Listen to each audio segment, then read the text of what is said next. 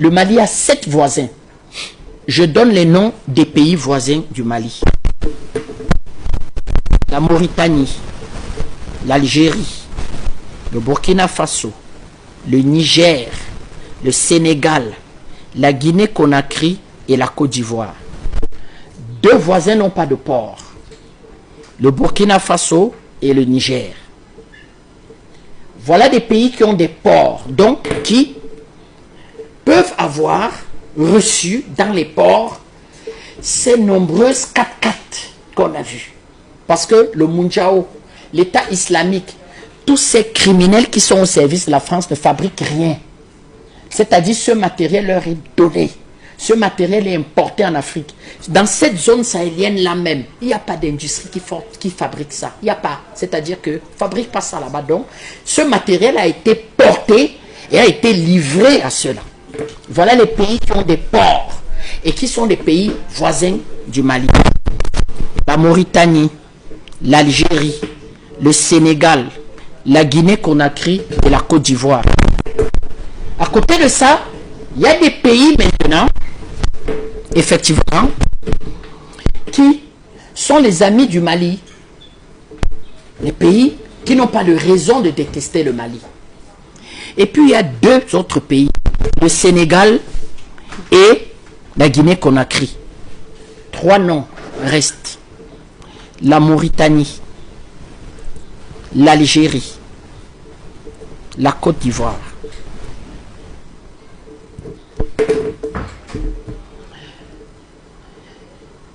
Ces 3 pays ont connu des guerres civiles et des attentats terroristes. Et nous avons aujourd'hui les preuves irréfutables que ceux qui ont commis ces attaques ont utilisé 2 de ces 3 pays comme base arrière. La Mauritanie, l'Algérie. Question. Que veut exactement l'Algérie? Sous-question à la question. L'Algérie est-elle aujourd'hui alliée de la France pour la destruction du Mali? Première question. Que veut l'Algérie? Quel est le problème de l'Algérie? L'Algérie est fâchée? Oui. Positions diplomatiques et politiques qui m'ont rendu très malheureux. Soutenir le Maroc dans sa démarche coloniale. C'était difficilement compréhensible parce que par principe, les pays de l'AES se battent pour leur souveraineté. Mais la République arabe sahraoui, c'est la même chose. Elle se bat pour sa souveraineté. Dans le principe de soutenir le Maroc. Oui, tu peux soutenir le Maroc, mais tu affirmes là. C'était pas sage. On va revenir dessus. Parce que le moment venu, on va causer entre nous en famille. C'est-à-dire en famille là, entre nous Maliens, panafricanistes, Maliens là, on va causer entre nous en famille. Et bien, qui a pris cette décision? Pourquoi? C'est quoi? Qu'est-ce que tu attends d'un pays comme le Maroc? Ouais, tu prends cette décision. Tu attends quoi? Les investissements marocains? Le soutien militaire marocain? Le soutien diplomatique du Maroc?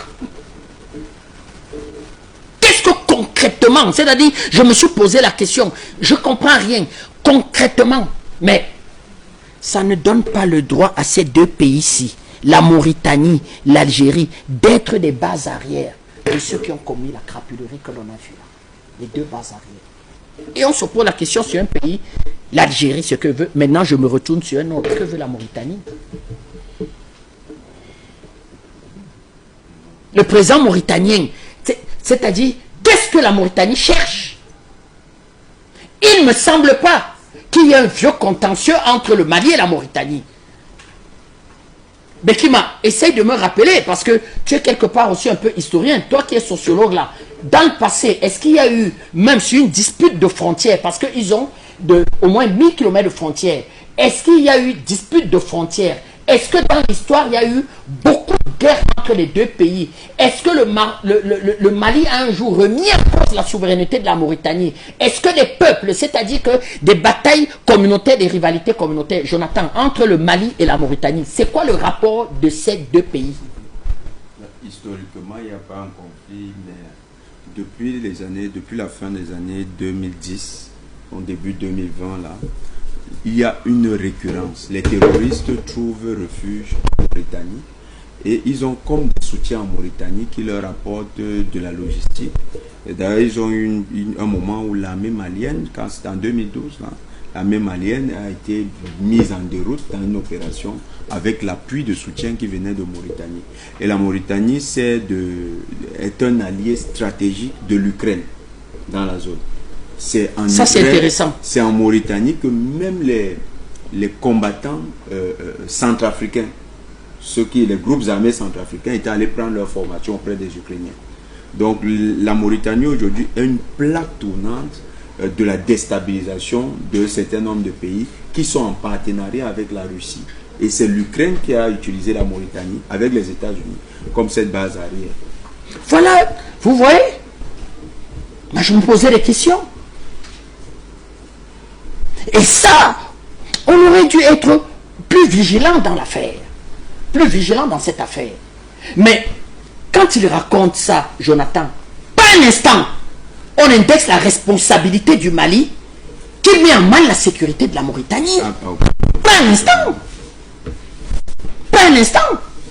Or, ce n'est pas la première fois. 2022, il frappe attentat au Mali, il frappe Kati. 2025, il frappe Kati. 2026, il frappe Kati.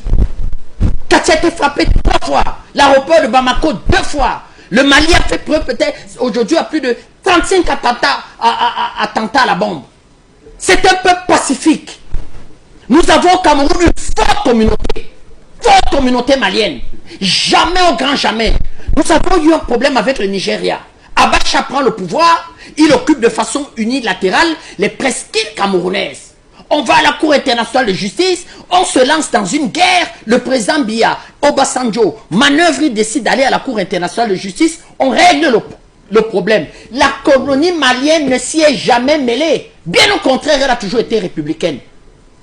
Il y a eu de gros conflits en Centrafrique, 2 décennies de déstabilisation. Jamais, au grand jamais, un enfant malien n'y a été mêlé. 2 décennies de déstabilisation au Tchad.